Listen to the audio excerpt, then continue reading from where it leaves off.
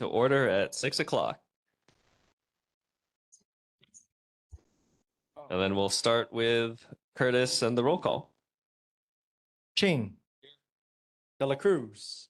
Here. Typical Swane. Absent. Dubiak. Absent. Eberhard. Here. Fujinaka. Here. Gallant. Absent. Kawano. Kawano, absent. Kirby. Here. Online. Kirchman. Here. Lee. Mitchell. Online. Here. Nakamoto. Here. Salasa. Here. Silva. Absent. Steelquist. Char. 12 members present. We have quorum, and we'll go ahead and start with. Oh, there's Dubiak. Honolulu Fire Department. We'll circle back to them if they get here. I imagine they're on a call. Next up, Honolulu Police Department. Thank you for being here, Sergeant Harris. Sergeant Harris. Sergeant Morris. Oh, sorry. Morris, excuse me. I'm looking for Sergeant Harris behind me. Sergeant Brian Morris, I've been here a few times. It's been a while. So I've had my days off. I will give you the stats for District 1, the month of April. Again, we're 1 month behind in the stats, yeah. Motor vehicle thefts, 11 this month, 13 the month before. Burglaries, 3. Previous, same, 3. Thefts, 22. Previous month, 16. UMVs, that was car break-ins. We had 4. Previous 8, we've gotten better in that category. Assault, 10 this month. The month before was 8. Sex assaults, 3 this month, 0 the month before. Graffiti, 0. 0 the month before as well. Drugs, 2 cases, and then 3 the previous month. Motor vehicle collisions, we're driving worse. 77 this month, 68 the previous month. I have these forms. I put them in the back over here. Unrelated to the staff. Anybody can come grab them from the back over here. This one here, the 311. You guys can actually go on here and actually make reports or call for police services all from this app here. You can scan it. I put a bunch back here on the table. And then this other one, this Honolulu Alert. We've had some bad weather, a lot of rain. It's flooding everywhere. Pensacola flooded pretty good the other day. Anyway, notifications on this Honolulu Alert. You can all scan it, take a copy, and then it'll be on your phone. You get notifications right away. With all of that being said, my tip of this month, mopeds. They changed the laws. You have to wear a helmet. Helmet has to be fastened under your chin. Oh, Jen. You cannot pack on a moped. And you also have to be 16 with a license to drive a moped. So you'll see some enforcement. It has been, I have personally, but there'll be some enforcement on that. I think it's well needed and we're glad to have it. With that being said, my major, Paul Komodo, has some stats for you guys. Good afternoon, everybody. My name is Paul Komodo. I'm the interim major for District 1. Just a few updates from the concerns that were brought up from the last month's meeting. Number 1 was a homeless incursion into the canals around Makiki. Officers logged 150 checks over the last month. They gave out 9 citations. And they also requested new state trespass signs to be put in. And we're also planning a new cleanup with our partners there. So that's to be done pretty soon. Number 2 was pedestrian crosswalk near the Times. That's actually in District 7, which is not us. But we did follow up with that with DTS, Department of Transportation Services. They know about it and they are repairing it. And according to them, they're just waiting for the parts to come in. So I don't know if it's been fixed already, but it should be soon when the parts come in. And we reached out to District 7 and they will continue to monitor that area for that crosswalk. Cars racing on Tantalus. We did do more police presence up there. We were able to give 2 loud muffler citations. I think we're going to do better for next month. So I'll follow up again next month on that one. But we gave 2 citations and more presence up there. Lunalito, Pensacola. There was a concern about speeding, running red light. We did 10 operations over the last month, gave 87 citations for various violations. So hopefully there's some improvement there. Loud muffler on Beretania at the nighttime between 10 p.m. and 1 a.m. We gave 23 loud muffler citations and 22 speeding in and around the District 1 area. There was a concern about 1617 Alapai. The construction company was parking illegally around in the neighborhood. We did contact the company called Structural Contracting, talked to the supervisor. They agreed to be more diligent in their parking. But we did cite two vehicles in that area within the last month for blocking driveways and such. And the last was Tipsy Pig. So that was a big one. On that, there was a big event over there. We went out, did some enforcement, zero tolerance enforcement. We gave out 22 citations, 4 loud muffler citations, 2 parking, and we towed away 2 cars and 1 motorcycle. I think there was like a criminal littering citation also, because when somebody threw something on the ground. So it was sort of zero tolerance, in that area. And I hope that we can do. Yeah, thanks. That's Lieutenant. I want to give credit to Lieutenant Lee over here. Him and his people did that enforcement. So, I think the next time that they plan one of these things, we hope to, send a message again, so that they don't continue to disrupt the neighborhood. And so, hopefully we can get through to these guys so that they don't continue their behavior. And that's for last week. And I'll take any questions. Thank you so much, Major. We'll go ahead and start with Chuck, and then Janelle after. First of all, Major, thank you very much for coming and giving such a detailed follow-up Yeah, no report. problem. That's very impressive. Thank you. Couple things. One is I noticed that in my area or surrounding area, I noticed a slight decrease in the homeless. So I know you guys are probably working and moving these guys out and stuff. So I noticed that. I know it's like you move them out and they come back, and they get housekeeping, cleaning in between them leaving and coming back. So I know it's an endless task there, but I do see a slight, well, probably more than slight improvement. The other thing I wanted to mention, and the other thing is about Pensacola and Lunalilo, about the citations. Thank you so much for doing No that. problem. That is helping us a lot. And the last thing, I just want to mention that, when you're coming down Beretania in front of Safeway, and there's a right lane going up into Pecoy, a lot of people stop and they hold up everybody and they cross over. They want to go over to the farthest left lane or second to the left lane. So what they do is they back up people on Beretania that are trying to make that right turn, but they also are jamming up the intersection because people cannot go across the intersection going up on Is that by Pensacola? Pecoy. Oh, Pecoy. I'm Pecoy. sorry. Yeah, Pecoy. And so they get stuck in the intersection a lot of times. And it's largely due to the fact that these people that are coming down Beretania, making the right, they're waiting there and they're waiting to cross over. And so they're blocking traffic. They're blocking 1 or 2 lanes. okay. They're trying to turn right onto Pecoy from Yes. Beretania. Yes. Like at what time? I mean, This is like all all time? times of the day. That might be pretty much. that may be a traffic Yeah. design sort of problem. I'm not sure. I- I don't okay, know if you can okay. put some of those, those, not ballards, but those sticks that you put out, Oh, I see. delineators. Yeah. Let me talk to the DTS people that I know. Okay. Yeah, I think they might be able to do something. Oh, so we put up those things all the way on the right lane so that they have to cut in. They have to sooner. go. Yeah. They can't cross over into the next 2 That's by lanes. Safeway, right? Yeah. Yeah. Okay. Okay. Thanks, Major. Okay. Well, I'll follow up. I don't know if we can do anything, but we'll follow up. Thank you.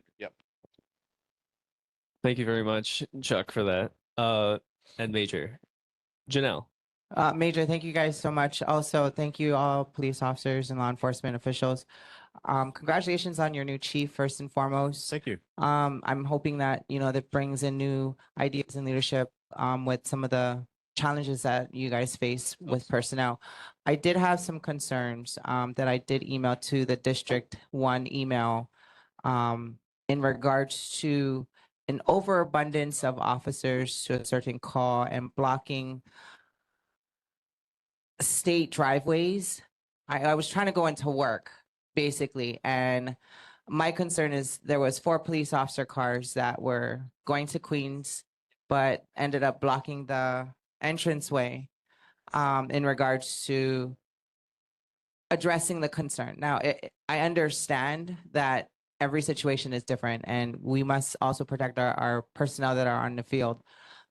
But that was pretty excessive in my opinion, and then I had to be late for work. Thank you that, nothing did happen, but that's one of the concerns. The other concern is I've been getting a lot of other residents talking about 911 system. And I understand that there are a lot of constraints with personnel with that department specifically, but 8 minutes on a non-emergency phone call is unacceptable. And some others have been on the phone longer than that. And it was posted on social media, just FYI. So if we can do something on a community stance that will help alleviate some of those concerns, or if your department can address those concerns, that would be great. Other than that, thank you guys so much. I do appreciate the work that you guys continue to do in our community. Yeah, thanks for those kind words. We'll address I think the next meeting, we'll talk about over response. Sometimes it's necessary. I don't know exactly what's going on this call. If it's somebody who's acting violent, I mean, I want more officers than not. But yeah, I understand the concern about over response to, let's say, something like a cold case, for example, right? We don't need 6 officers there. So I do understand that. So we'll have a discussion at our next staff meeting about that. And the 911, I'll forward that on to communications. Yep. Thank you, Janelle. Richard from the audience, come up if you could come up and speak to into the mic and give us your name. Good evening, everyone. My name is Richard Chan. I'm from the community of Papakolea. My question is directed to the officers, but I'm not sure which one. Officer Okamoto or, yeah. This is just specifically towards the citations that were handed out to Tipsy. What time of day was that? Just for clarity. That was soon after, I think, we had our last meeting, and I think it was a week after, but it was during the nighttime. So no. So all the way from, I don't know what time we started the operation, but I think it was probably by 8 p.m. or whatever, thereabouts, all the way into the night.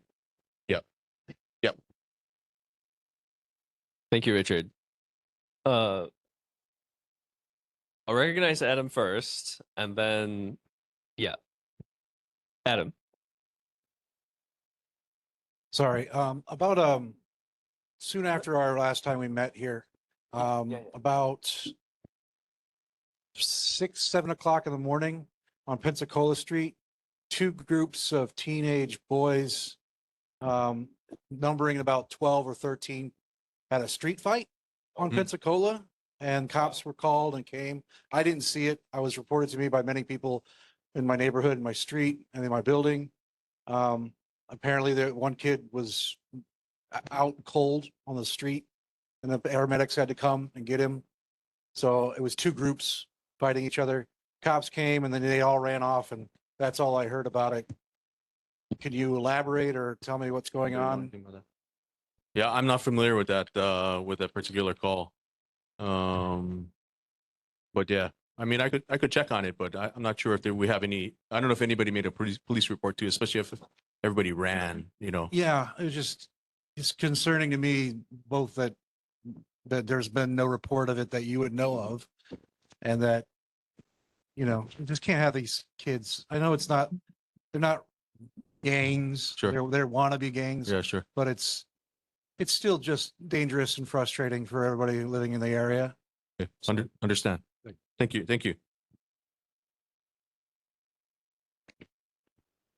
Thank you, Adam. Yes, Robin.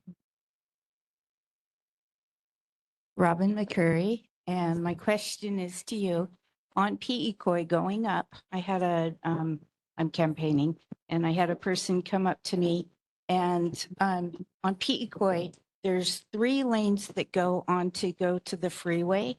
And then there's 2 lanes that go up, and then where the park is, where it kind of, anyways, he was asking, could we just have 2 lanes go towards the freeway and Ward, 2 lanes that went forward, and then the last one was for the people that were going onto the freeway, but also going up where they could merge over easy.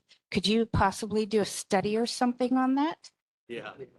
I think I know what he's talking about. That's why I think where all the problems lie, right? And we do a lot of enforcement for blocking intersection because they make the turn and it turns red.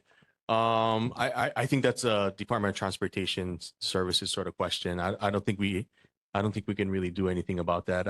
I think I would recommend that you contact them maybe and see if they can do some sort of study or whatever. But that intersection is really, I think, difficult. I don't think it's designed for all those vehicles. Yeah. So yeah. Thank you, Robin. Yes, Winston, if you could come up and speak into the microphone, please. Sorry. Good evening. My name is Winston Sung. Oh, if you and, could, yeah. Oh, okay. My name is Winston Sung and live near here. And a major last meeting, If as you could, mentioned, yeah, just speak. regarding Thank you. There we the go. bridges, streams, and the encampment. And you mentioned the only way is the law enforcement, right? And move the people out. And so with the situation in the Liho bridges, and I did call the 911 last time, and the police come and investigate.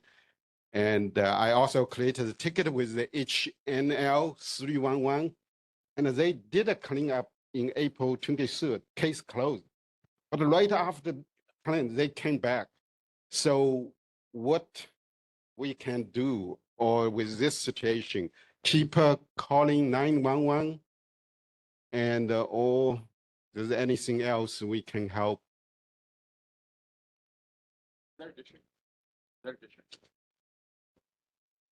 Yeah, that's all. Okay. Sorry. I was trying to figure out if that was our district or not. I encourage you to keep calling. I know it's frustrating, but I think the only way that we can do it is to do the maintenance, right? So we go and clean it up. We put up new signs. They fix whatever barriers that were cut or broken, so to prevent them from going down there. And then if they do go back, we just keep doing it. It seems kind of futile, but I think that's the best we can do, right? When we do these enforcements, we always provide shelter and services to them. They don't want to take it. I'll be very honest. Yeah. So it does seem sort of self-defeating, but I think the best thing we can do is just to keep doing the enforcement. And if we do it often enough, I think you can change the culture there, where they'll either take shelter or services or go someplace else, unfortunately. Yeah. I encourage you to keep reporting it. Thank you, Winston. Fire is here, so we'll circle back to them and give them a chance to present first. No. Thank you. Good evening, Neighborhood Board. My name is Captain Go. I'm with the Honolulu Fire Department, and we have firefighter Hano Hano Hong to read our monthly statistics. All right, so reading the statistics for the month of April 2026. As far as fires go, we had 1 wildland fire, 2 cooking fires, and then 20 activated alarms, which is just fire alarms going off, but no fire found. 120 medical emergencies, 2 motor vehicle crashes involving a pedestrian, and then 4 with just vehicles alone. Yep, speaking into the mic, man. Hawaii is entering a period of increased wildfire risk with dry conditions, tall grass, and shifting winds. 1 spark is all it takes. Most wildfires are human-caused and preventable. Take action today with these tips. Make sure that you clear any dry brush and vegetation around your home. Never park on dry grass. Exhaust can ignite it. Avoid activities that create sparks or heat during dry, hot, windy weather. Stay aware of weather and fire conditions. And then if you need any information, you can always check out fire.honolulu.gov or hawaiiwildfire.org. Thank you very much for the report. Are there any questions for Eric? Hi, on April 30th in the evening time, there was, I believe it was a house fire. Just trying to get clarity. It was in my neighborhood, back in Makiki, deep, off of Round Top Drive. At the hairpin turn at the bottom of Round Top Yes. Drive, there was deep in the back. Was that a house fire? Was that a garage or a car? What was the situation on that? I believe you're Remember? speaking of the fire off of Mauna Laha Yes. Road. It was not quite a house structure, I believe. It may have been like a dilapidated carport with Okay. a couple of cars, Okay. like Okay. that caught on fire, plus some rubbish. Okay. So it was more like a very large rubbish fire. Okay. I was curious if it was like had to do with the plant, just the trees in the area, but it's more of a structure. Yeah, I think it's more of like a rubbish auto Okay. fire Okay. was what it was. Okay. Thank you. Sure. Thank you, Eric. Janelle? Hi, Chief. Thank you so much for being here. Have you guys come up with a mitigation plan, especially in key areas of Makiki District and in Tantalus and Papakolea, that identifies brushage that needs to be cut down or cut back from major areas that are occupied?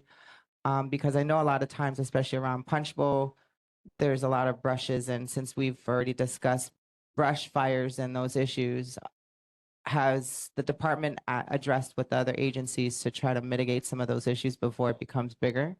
Well, as far as I know, not specifically for private homeowners or landowners. I mean, you could go on our website and there are some tips for private homeowners and landowners in regards to preparing the area around your home for the upcoming brush fire season. As far as like government, like city and county, state, federal land entities, I believe there are certain wildfire mitigation plans in place, more for specifically like the west side and areas that traditionally have larger brush fire problems. But for this neighborhood, I would recommend you go on our website and look up wildfire preparation, and there'll be a number of tips like cutting back all the brush within like 5 feet of your home and stuff like that you can do to prepare for brush fire season. Thank you. It was more in question to if HPD department has worked with the agencies. It's helpful for our residents to know. I don't live in a housing. I live in a condo. Uh-huh. But what I'm noticing, especially when I'm walking around our neighborhood, Punchbowl area, a lot of foliage falling onto the roadside, which is close to all of these condominiums. Sure. And then, of course, up in Papakolea area and Tantalus area, those roads are overbrushed right now. Right. So has HPD addressed those concerns to those different departments in order to address fire mitigation and prevention prior to something happening in this district, even though we're not a high fire zone area? Sure. We want to be prepared, right? Right. Well, for our part, HFD, we specifically identify certain areas, like around the Punchbowl area and Papakolea, where there's what they call the wild urban interface, where homes come up against like brush areas. And we designate those as target hazards during the brush fire season. And so we are aware of it and we put it as part of our pre-planning. As far as working with other entities. Oh. I apologize. We have a 911 Yeah. call. But we Go for we it. will next month we can get back to you with a more detailed answer. Thank Yep, you, Thank neighborhood. you very board. much. Good luck. Okay. Yep, HFD had a call, so they had to head out. So we'll come back to police. Were there any further questions for the major? Liquor Commission. Huh? Okay. You got a question for the major? Okay. No. Okay. Nancy. Yeah. Excuse me, Chair. Yes. Over here. Oh. What? Oh, sorry. So part of the agenda with HPD is we also have the Liquor Commission here to talk about Tipsy Pig, and I saw Glenn Nishigata, so I just wanted to make sure that we continue with that discussion on Yeah. Tipsy Pig, yeah. Yeah. Yeah. Let's go ahead and continue with yes, Nishigata. Yeah, Glenn Nishigata, supervising investigator for the enforcement section for Honolulu Liquor Commission. Apologize, I came from hearing, so that's why I'm just like this. Assistant Administrator and Chief Neri couldn't make it. They're still at the hearings. We did co-inspection with HPD on 4/25, and we did write a couple regulatory warnings. One is for employee records. The other one is one of the managers didn't have his registration card on him. So those were warnings. HPD also accompanied us inside with the inspection, checked a couple patrons' IDs that was drinking to verify that they were 21 and they were over 21 or over. They also, my investigators went out and did a compliance warning follow-up, and that was done on the 14th of May, and is a follow-up to the two warnings that was issued, and they were both in compliance. So we would definitely recommend if anybody has any complaints, you also can use the HNL 311 because that's an actual citywide complaint system, and it'll get routed to the different departments that have complaints for either permitting and planning, liquor, HPD, anybody. So that's a citywide complaint application or way to address complaints. Any questions? Thank you very much for the report. I guess we'll start with Janelle. So my question is, thank you, first of all, to Liquor Commission and HPD for following up on this Tipsy Peg. What I want to know, Chair, is how come we haven't added them to our meeting agenda so that they can also discuss their points of view? What? We didn't invite Tipsy Pig to the meeting. So I'm not here to defend any business. What I'm saying is we need to have an opportunity to also question Tipsy Pig, and they aren't included in this process. Because from what I'm gathering from community concerns is the fact of the matter that this is a continuing issue, and for years we're not addressing it, and yet we can't follow up with Liquor Commission to go ahead and see if we can have them pull the license. So that's my biggest concern, is that we don't have the evidence to go ahead and support with providing the Liquor Commission board with information to say, you know what, this board and body doesn't agree that this establishment should be in the vicinity of our district. And I see your confused face, so. No, so they had investigators go to the establishment, so they have evidence. But you're correct. We have not, or I have not personally reached out to Tipsy Pig yet. Nancy did. I believe, yeah, Nancy reached out to them to try and invite them to the neighborhood board with no success. But yes, I can go ahead and try inviting them as well. Thank you for that, Janelle. Harris. First of all, I really want to thank both the Liquor Commission as well as the Honolulu Police Department for following up on April 25th. This has been ongoing, and it's part of our Nice Neighborhoods campaign as a follow-up to the origination of was concerns brought up by Nancy, a few months ago. I don't think this hasn't been a yearly thing, so there's been. Okay, but as far as, but as far as I'm involved, and as far as Nice Neighborhood, I think from the time that we started, the progression of this issue and how it's been raised, I think the follow through, there's something that is not correct when you get on April 25th, 22 citations, right, from the Honolulu police, and you get cars towed. That's something that is not normal. And then also from the Liquor Commission in terms of the warnings that you have.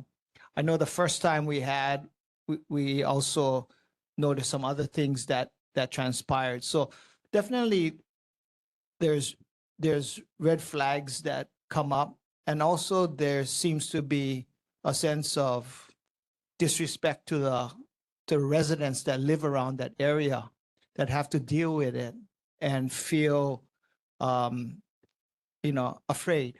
And I think and that's why we bring it up, is because these are establishments who disregard the responsibility of being a good neighbor and being respectful to the people who live around them. And also the driving and all of that occurs along King Street that happens is not your normal driving. These are like very reckless driving. And so I hope that there's more strategy around this establishment and the vicinity in terms of helping the residents around them kind of experience a better environment at that evening. Thank you. Yeah, Liquor Commission is still continuing to do random inspections of Tipsy Pig. And we also will definitely work with HPD on joint operations. If they decide to go out there based off complaints, we can actually do things with HPD. They can come accompany us and do inspections inside to verify if minors are consuming alcohol. Whatever other regulatory things we have the power to do, and HPD does everything else on the outside. So we have so much authority, but when it goes to the outside on public access and public roads, liquor doesn't have the authority to do those things. But we definitely will continue to do random inspections of the premises. And if we do get complaints, we'll go based off the complaints. Is it my turn? Thank you, Harris. Okay, everybody get Nancy. comfortable. First of all, sit back and get comfy. Okay. Hi. Sorry I'm late work. First of all, I want to say thank you guys, all of you, very much. Oh, Police Week, you guys, congratulations and thank you. You're very much appreciated. And I had friends who were in HPD who passed away on duty. So it means a lot to our community that you're part of us. Okay, back to April 25th. Oh, no, I'm going to go back to March 21st when one of the employees was belligerent and drunk, and I think I brought this up last time, an officer showed up. I can supply the details later, but an officer showed up and it went on for about 25 minutes with the officer trying to get him to calm down. He pulled a bottle of, I think it was tequila, out of my bushes, proceeded to drink and went back inside the bar. And the officer allowed him, he was an employee, and allowed him to go back into the bar belligerent, drunk. And I think that's a really good example of we didn't get that right. Okay. Liquor Commission and HPD, I respect all of the work that you do and the fact that you are doing far more than one person should. But we still need to be less lenient because when we as a community see those type of things, it's really discouraging and it makes us feel unsafe. Okay, then moving forward to April 25th, thank you very much. Your presence was incredible. You did an amazing job. I understand there were quite a few citations. There was also citations on that day, right? Okay, you said that was one employee liquor card, and what was the other? Employee records. Okay. So thank you for that. I think that one of the most important things is that we let them go on bringing on March 1st of last year, they were allowed to only receive a warning for bringing liquor into the bar. That still really bothers me, that major offense was allowed to just be washed away. I see bottles going in and out of that bar all the time. So whether you're not catching them, I was going to call you last weekend because there was things happening. So it needs to be, we need to figure out how to make them understand this is not okay. The leniency isn't working, okay, because they're not taking it seriously. And I know you're working hard. I'll speed it up. But again, Lieutenant Lee, Major, all of you guys are doing an excellent job.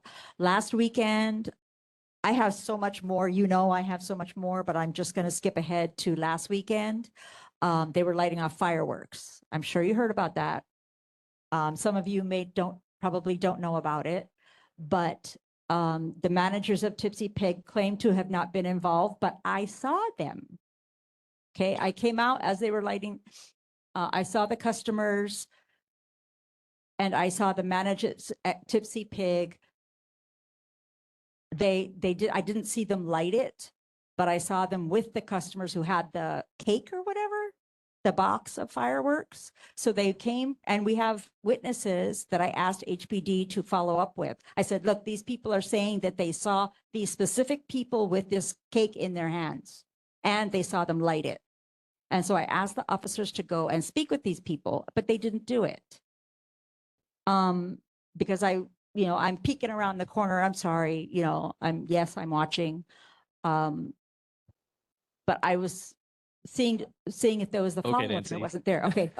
Thank you very much. So, so the bar customers came out of the bar, lit the fireworks across the street on Cedar, and then ran back into the bar. Well, ran to the bar managers who were standing in front of the bar. They were all laughing and talking, and then they all went back in the bar.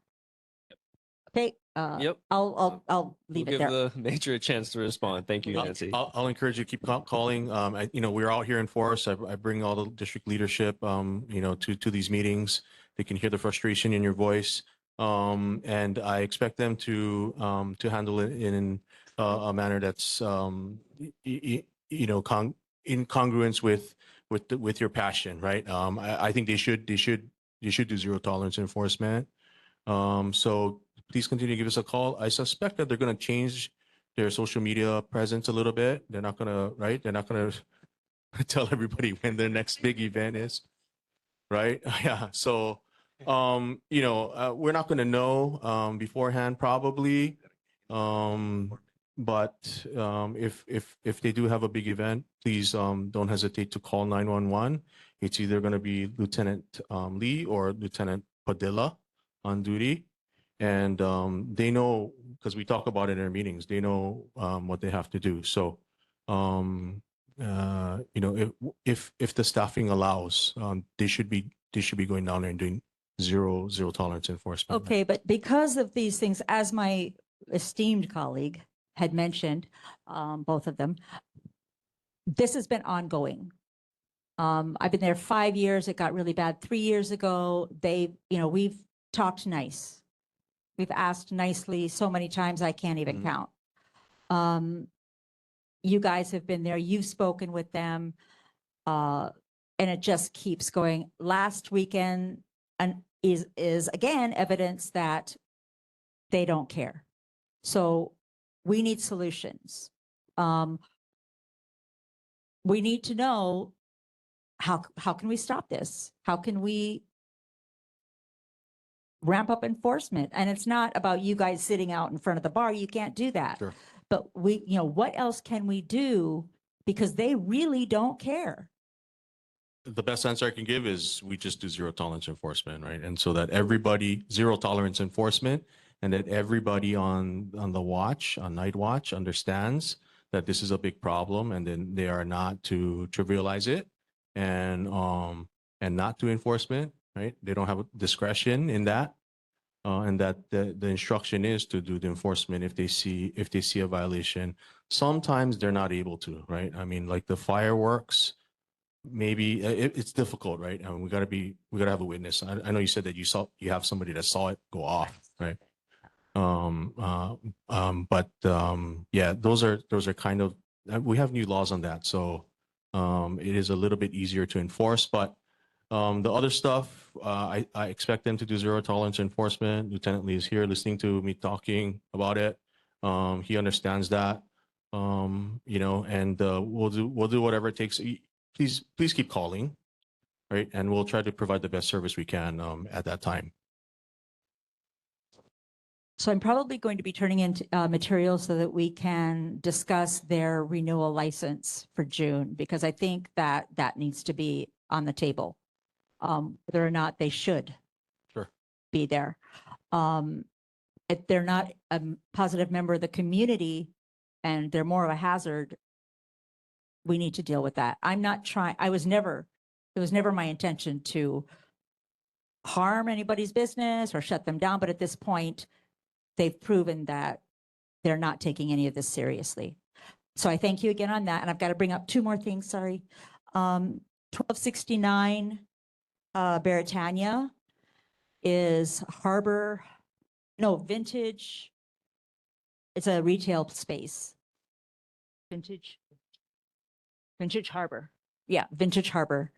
1269 South Beretania, Vintage Harbor it's a retail space that has events there. And the last few that they had, I've noticed that they have alcohol coming out. I noticed people without young people coming into neighboring properties holding alcohol. And it's really, really loud. My neighbor has called in. I'm sure he'd be willing to give you a statement, but he's called in. Several other people have. And the same thing apparently just started happening at a new place on Wilder, Makanai. Is that right? I received a whole bunch of, I can give it to you later, but I received a whole bunch of complaints from people in the area of Makanai on Wilder. Apparently they have events Thursday, Friday, and Saturdays, and their advertisement says they're open till 11, but apparently they had really loud music until 2 a.m. There's the loud music, the drinking, the trespassing, people parking on other people's property. So this is the first that I've heard of Makanai. Am I saying that right? And I want to just make you aware that that's already turning into a problem, and they just opened. And I will leave it at that. Okay, thank For you. now. We'll check up on it, and we'll give you update next month on that. We'll give you an update next month. Thank you so Yeah. much.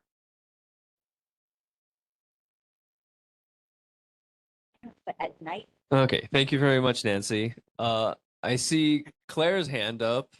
I know you've had your hand up, so go ahead. Thank you, Chair. I believe Board Member Arthur had been trying to flag you down as well. Arthur, did you want to speak before I go? You're muted. That's okay. Okay, thank you. Thank you, Chair. Thank you, Sergeant Morris and Major Wakamoto.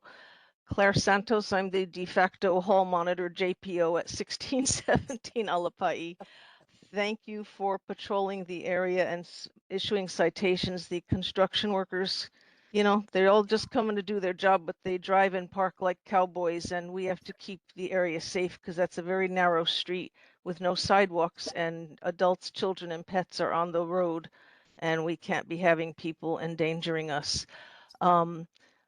The five-way intersection as well has gotten to be mayhem. I'm working with DTS. We should be getting the flashing lights on the stop signs and a couple of other remedies in June. So I will keep after DTS for that, and I'm sure you'll be kept posted. We did have a situation up there the other night where we had to call the fire department for alarm bell, and the construction workers didn't allow the fire truck to come into Alapai Street. So they had to take a second approach to get to our building. I didn't know what to say about that. What do you do in that situation? For fire, I'm not sure. I mean, I think they have to just go around or find a different alternative. But we'll go and speak to structural Island structural contracting. contracting again, just to give them a reminder, and we'll see if we can do some enforcement in the meantime. Please do, because the trades will be coming in July, so it's going to be mayhem after that. But we all in the community, we do appreciate your patrols and and you're talking with them and the citations where necessary. Thank you, HPD. Thank you, Chair. Thank you, Claire. Are there any further questions for Liquor Commission or the Major? Glenn, do you know if Makanai, will you be able to check about their liquor commission approval, like their licensing, Yeah, I can check on that. I'm what not type too of sure if license they have? Okay, I can check on that. Thank you. I don't know what the I'll send you the address. Thanks. Nancy, my phone number is my phone number is here on the sign-in board. So can you just email me your information, the information that you're talking about? Yeah, thank you. Thank you, Nancy, for continuing to follow up. Yes. Oh, yes. If you could come up to the microphone, please, and give us your name. Aloha, my name is Kamala Ayu. I have two questions. One is, I know you guys have a new chief. And my first question is, what kind of cultural competency will this chief get about coming into Hawaii? I just want to put it on record that we really want somebody who's not of this place and from this place to have some sort of introduction on what we find sacred, what we find important, and how we treat each other. I know that he was vetted, and I know that there was some, people have different opinions, but he's our chief now. And so I'm just curious if you have that already lined up, and if so, who does that cultural competency when we have somebody new coming into the city? So that's question number one. And then question number two is, I live at Prospect and Magazine, and maybe I know you guys spent a lot of time this weekend getting the person who parked parallel, not parallel parked, but parked parallel because of an accident at that intersection. And I can see from my building, I can look down and I can see accidents all the time at that intersection. And I don't know what the answer is, because it's a blind corner and three roads converging together at the same time. And so I don't know what the answer is, but I do wonder what we can do to maybe make it safer, because I see there's no sidewalks. There's people walking there. Most of the time it's a moped that gets hit. I have in the last 3 months, I think I've taken 4 photographs of mopeds down by cars. And thank God, I don't think anybody's been seriously injured, but people are being injured. So I'm curious to that. Thank you.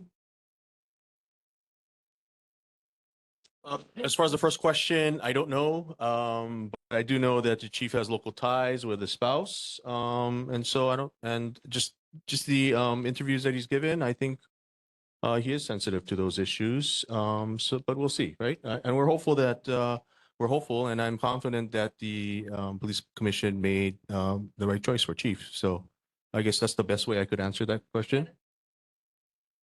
I'm not sure if there's an actual, like, are you talking about cultural training? I don't know if anybody will do something like that. He did answer those questions during the selection process. because that was a fair concern, right? That we had somebody from the mainland come to head the police department. So I would refer you to the many multitude of interviews that he gave, because I believe he was asked some of those questions. The insights in panel interview, I think was really well done. So if you haven't seen that, I would recommend that you see that. And as far as the other traffic question, I think that might be a Department of Transportation Services sort of question. Maybe you could email them to see what kind of accidents occur there. And if there's a high frequency of accidents that are occurring in that area, I'm sure you can start a conversation with them about some additional signage or some projects to either widen streets or whatever. So I would refer you there. May I make a suggestion? On the website, the email is policecommission@honolulu.gov. If there are any concerns that need to go to that specific department. Thank you, Thank Nancy, you. and thank you for the question. Are there Sure. any, Janelle? Can we invite DTS to our meeting next month? Because this is not the first time I've heard DTS being asked questions about. So just for that comment for the community. Yep, they have already been invited to next meeting. Also on the canals, which we'll be talking about later, DFM was also invited. So are there any further questions for, yes, if you could come up to the microphone? I'm Jolly King. I live on Keomoku. We have two, If you could speak into the microphone, please. we have a problem on garbage pickup, okay? And the intersection is, there's no parking. It's illegal to park in the intersection. And what we are faced with is there are 4 parking spaces, or there are 4 cars that are illegally parked most of the time. And what we're forced to do right now, we can call the police department and have them issue tickets, but by that time the garbage truck is gone. Or we can put out cones, which is what we're doing. But the thing is that it would be a lot easier if there were no parking signs there. And what is the route to do that? DTS. Okay, yeah, that's DTS again. Okay. So yes, be sure to show up to next meeting when they show up, so we can really grill them. Grant.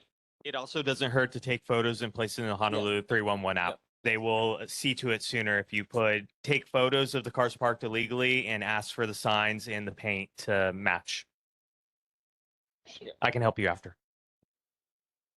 Thank you, Grant. Yeah, 311 is very responsive. I believe there's another question back there. If you could, again, come up to the microphone, please. Thank you very much. Hi. Thank you, everybody, for all your hard work. I've lived in Makiki my whole life. My family dates back to 106 years ago. I'm a 3rd generation living in my grandparents' home. Our neighborhood at the very top of Ke'eaumoku is changing. I appreciate you guys coming up and ticketing the cars that are parking on the corners of Leiloki. It's really helping us out a lot. We're now have major construction 2 lots down from me, where they're building 7 houses. So I don't know how they got that passed, but there's 7 houses and they're bringing up the big trucks now. So if you can continue to ticket the cars that are illegally parked on Leiloki corners, because between Catholic Charity, Hanaho'oli, we are super small at the top and we're running out of space. And that's why we have trouble with the trash bin. If they can't turn around, they don't go up by my house either. So appreciate all you guys' help, and just if we can, kind of kokua. Mahalo. Thank you very Thank you. much. Is that Leloki, and what's the cross street on that? Is there a cross street? Ke'eaumoku. Oh, okay. Oh, sorry. If you could give us your name, please. And Bill, Diane Gill. G-U-I-L-D. G-U-I-L-D. Thank you. Okay. Arthur. I wanted to thank the major Since our last meeting, the motorcycle traffic on Britannia Street from 10 to 1 in the morning has stopped or virtually stopped. And I think it's because of your action that you have been taken. So thank you very much. The other concern I have is quite a few people have come to me and said, what are we going to do about the crosswalk buttons? There's a number on Britannia and also King Street that does not function. They can press a button and it doesn't energize the walk sign. So who's responsible for that? And meter maids or who? I believe that's the Department of Transportation Services again. Yeah. Yeah. Yeah. So, Yeah. 311. Thank you. yeah, Yeah, 311. that too, Yeah, Arthur. 311. Thank you, Arthur. Are there any further questions for the police or oh, June? This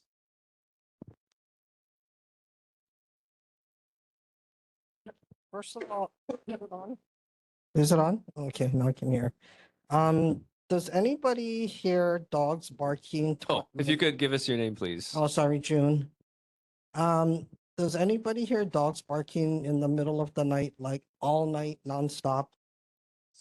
We live on the Pequot Wilder area. Nobody? Okay.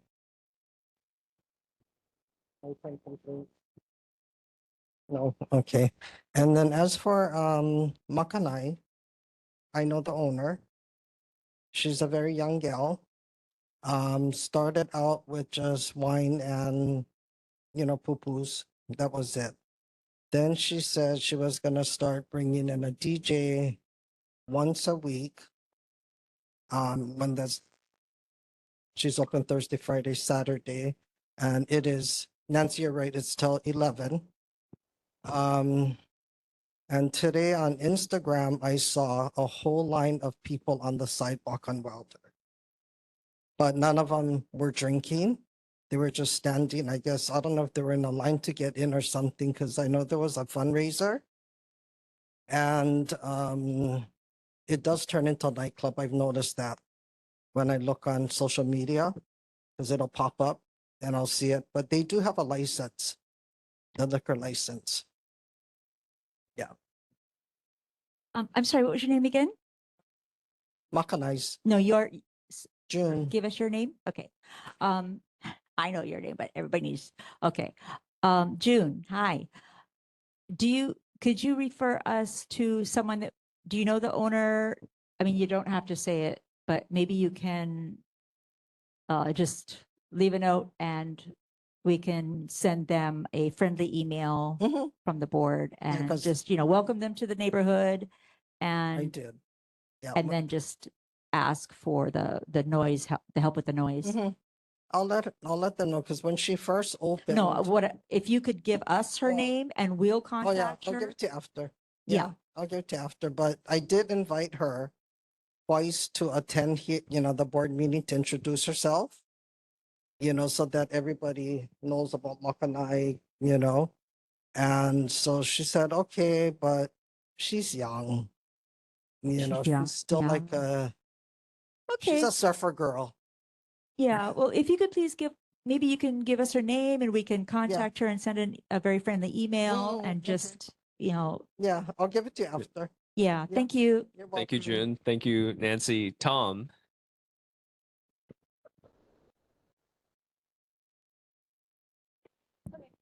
Aloha. Thanks, everybody. Aloha, Chair. Thank you. I just wanted to interject this comment, Tom Heinrich, in my individual capacity. And that is, I appreciate the words just expressed by the neighborhood board member. I cannot give you a big enough red flag that that is not something that you do as a neighborhood board member. The purpose of the neighborhood board under the city charter is to increase and assure effective citizen participation in the decisions of government. We communicate. The bottom line is you have the representatives of various city agencies present. That is to whom you communicate. If you want to do something in your individual capacity, that's entirely up to you, and that is entirely separate from anything that you are authorized or able to do as a neighborhood board member. So for things that you can talk about in committee, that kind of stuff or whatever, the whole point is ultimately that you communicate to the agencies, the executive branch, picking on DTS in certain respects, whatever, those are the implementers. So what we do as neighborhood board members is to communicate.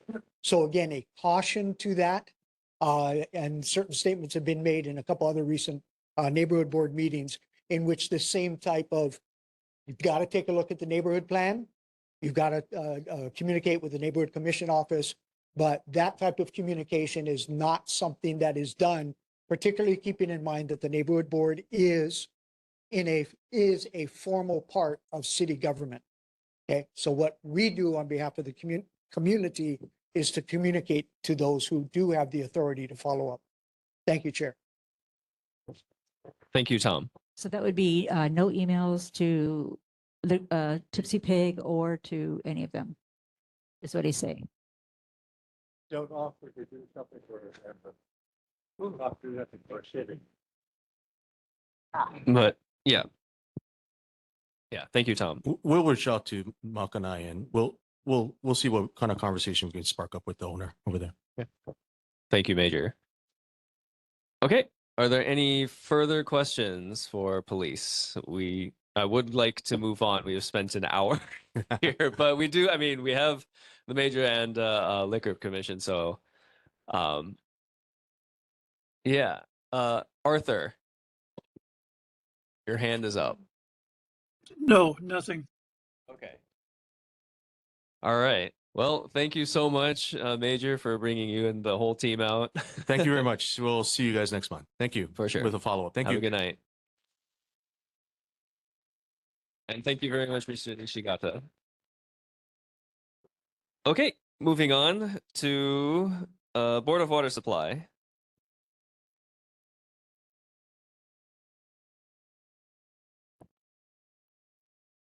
Good evening, everyone. My name is Jimmy Llanos, and I'll be representing Board of Water Supply tonight. Unfortunately, Michelle Harmon couldn't make it tonight, so I'll be filling in for her again. I'm going to be going over a concern from last month about the hydrants that were covered in plastic bags on Pensacola Street and the water availability to them. I'm here to report that the fire hydrants currently covered on Pensacola Street are newly installed hydrants. At this time, they are not in service because the new 24-inch water line they are connected to is not yet in service. Several stages of work still need to be completed before the new water line and hydrants can be placed into service. As a result, it will be some time before these new hydrants are operational. But related to that question, there's a question on what is a procedure for when there's a stretch of hydrants that are out of service, and what is done to ensure that HFD has water available to the hydrants to keep people safe from fires. And I'm here to report that the older hydrants are currently in service and remain available for use in the event of a fire. Please note that they will be removed only after the new hydrants are activated and placed into service. I'll move on to my monthly report. There was no main breaks last month, so I'll move on to my general water announcements. I'm going to be talking about toilet rebates. The Board of Water Supply reminds Oahu residents that rebates for WaterSense labeled toilets are now available for up to $200 per toilet through the Water Sensible rebate program. WaterSense labeled toilets use 1.2 gallons per flush or less and can reduce water waste by 20 to 60%, saving up to 13,000 gallons of water annually. Rebate amounts cannot exceed the purchase price of the product, and the rebate amount was doubled with the support from the city's Department of Environmental Services. For more information, please go to www.boardofwatersupply.com/rebates. And also, if anyone in this meeting is interested, I did bring some dye tablets and flyers with information about them. So they are on the back table if anyone is interested. So that concludes my report, and I'm happy to answer any questions. Thank you very much for your report. We'll start with Janelle. Thank you for coming this month to report on the progress, especially with follow up on the fire hydrants. I did have questions in regards to two of them. One, where are we at on the stages of that construction work on Pensacola? Because I believe last month we were told that it was at a very low percentage. But more importantly, the other question is in regards to two areas, Papakolea District as well as Upper Punchbowl area. So Border Water Supply deals with septic tank issues and hookups, correct? No, that would be Department of Environmental Services. So you guys don't do any wastewater connections to the actual wastewater system? No. Okay. Forget that question then, but I'll go ahead and ask them at another time. Thank you. Thank you. Sorry, just to confirm your first question, you just wanted to know what percentage complete is the construction work on Pensacola? Yes, because yeah. Okay, I'll follow up with our team to find out. Thank you very much for your question, Janelle. Richard. Yeah, what's the Kalawahini water tank? Is that ever going to be started? No. I talked to some of the guys who are working down there. They said they have all the parts ready to go, but no work is being done up there. I believe the last. Oh, yeah, it was killed. Yeah, we helped. Yeah, we helped kill it. Yeah, because a lot of folks in Papakolea came to us and said, "Hey, if it gets constructed, it'll help degrade the slope, which would in turn render a whole ton of houses unlivable." And so, Okay, yeah. so where are they going to get the extra water for this pipeline? Well, oh, microphone, Janelle. Thank you. I think BWS has indicated that they are looking at other locations in the area to put in a new service tank somewhere, but that's a plan. We haven't been updated on that plan yet. Yeah, our water line connects to Pensacola. That's why I'm concerned. For our building. Oh, okay. We have a 3-inch water main connected to Pensacola, going to Nanihala. Okay. Yeah, I'll check what the plans are, if there's a plan for another reservoir in there. Yeah. Thank you very much for your questions, Richard. Chuck. Yeah. In regards to the new water line that's being put up on Pensacola, was any consideration done for all the additional units or buildings that are coming up now? You know, Bill 7 projects and other projects that are coming up. Was any consideration given to the capacity that it can handle for this new line that's being put in? That's one question. And then the other question I got, asking for a friend, is water pressure. Regarding water pressure, does the amount of people in the area or the amount of big buildings in the area affect the water pressure more? Which one affects it more, if at all? Okay. I'll take these questions back. Okay. And Thank you. Get back next month. Thank you, Chuck. Adam, and we'll make this the last question. I'll make it easy for you. As a resident manager of Village Malahia with some bit of engineering and contractors information, yes, it does slow down the water pressure. Decidedly, because the water supply for Pensacola comes down from like Lincoln, and it goes straight down to us, and the pressure slows down as it goes down. So every time they put a Bill 7 building in, it slows the pressure going down. My building had to install a very expensive water pump system in our building. I know there's a lot of buildings on that street who can't afford that kind of, we're very blessed. But again, it does. So we do need some kind of extra added something. So that would be the question we would like, I think posed is what is their plan on adding supplemental pressure for those units down below who don't have the benefit of money like people who are, building for Bill 7. Thank you, Adam. What, I guess I missed Arthur. Arthur, you have a question for BWS?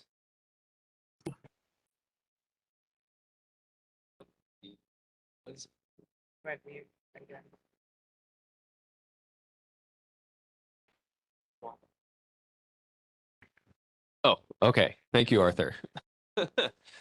Okay, thank you. Yes, if you could give us your name and. Oh, sorry. All right. Good evening. My name is Jason Collins. I've lived in Makiki in the 1500 block of Pensacola for the last 14 years. Janelle, is it? Thank you for having a voice about those of us that live there. I'm kind of passionate about this, and I know that you don't like long-winded people. So if you don't mind, I actually just prepared something.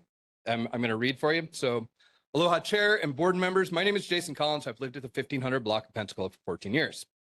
I'm here tonight regarding the Kalawahine pipeline project along Pensacola Street. Public timelines indicated completion in late 2024, yet we're now well beyond that time frame with very little visible communication to residents regarding delays, updated timelines, or expected completion. Residents have dealt with years of noise, vibration, traffic congestion, lane shifts, and restricted access that have significantly impacted daily life in Makiki. In my case, the construction noise has interfered with my ability to conduct professional virtual safety training sessions, which, by the way, I believe our chair might be a part of next month. Client calls and consultations from my office. I'm a certified safety and health professional under the state of Hawaii. I've been a safety professional for 22 years. Residents understood that the infrastructure work was necessary and accepted the original timeline. What has become frustrating is the lack of transparency, communication, and accountability now that the project is extended far beyond what was publicly communicated. While trying to obtain updated project information, I found that much of the publicly available information is outdated. Mitsunaga Associates, the construction management consultant for BWS, states on its website that there is constant communication with residents. However, as a directly impacted resident, I have never received 1 ounce of communication from them. The Board of Water Supply website originally projected completion in the 3rd quarter of 2024, then later revised it to the 4th quarter of 2024. After I contacted BWS last month, in late April, a new update magically appeared online, but it only covered through May 16th and contained highly technical wording that provides very little meaningful information. Sorry, I want to give you an example.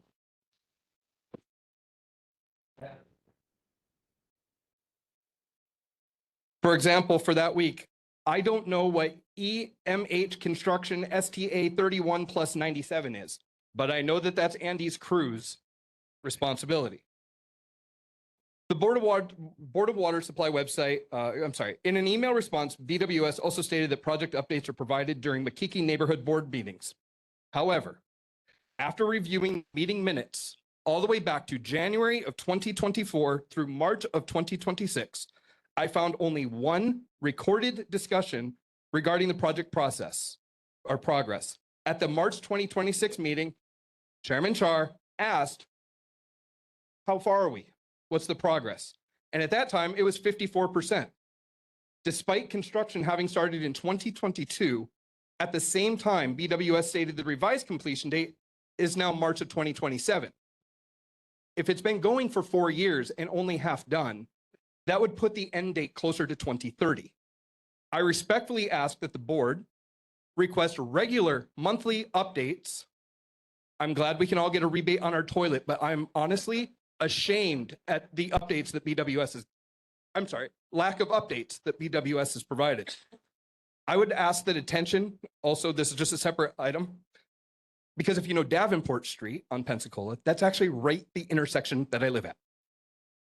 The steel plates that are covering that are such an annoyance that if time allowed, I recorded it starting at 9:30 p.m. to 11 p.m. the other night.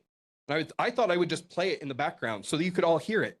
what I have to try and sleep through that wakes me up 3 times in the middle of the night, every night for the last 2 weeks. It is unacceptable. We have been patient, but that patience is worn out. And we're not getting any updates from you. We're not getting any updates from Mitsunaga. And it's time we do. Thank you.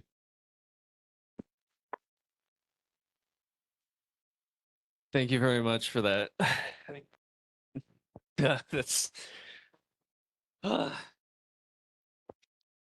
voicing the concerns we're all feeling and I guess have kept bottled up. Thank you. Yeah. Well, yes, I will be sure to bring back that. Bring back updates about the project. Yeah. Thank you very much. Are there any further questions? Yes, Robin.